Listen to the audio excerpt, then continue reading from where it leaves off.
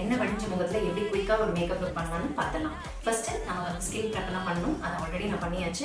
அதுக்கப்புறமேட்டு இப்போ primer use பண்ண போனேன். ஸோ லிப்ஸ்டிக் போட்டு நம்ம லிப் வந்து பிக்மெண்ட் ஆகிடும் இல்லையா, நம்ம லிப் பாம் யூஸ் பண்ணுறது ரொம்ப நல்லது. இப்போ கண்ணுக்கு கீழே டார்க் சர்க்கிள்ஸ் இல்லைங்க, நம்ம வாயை சுற்றி இருக்க பிக்மெண்டேஷன், இல்லை மூக்குக்கு மேலே ஒரு கோடு வருது, இதெல்லாம் நம்ம அவாய்ட் பண்ணுறதுக்கு கன்சீலர் தாங்க நமக்கு ஹெல்ப்ஃபுல்லாக இருக்கும். டாட் அண்ட் கீயோட டிண்டட் சன்ஸ்க்ரீன் வந்து எடுத்துருக்கேன்.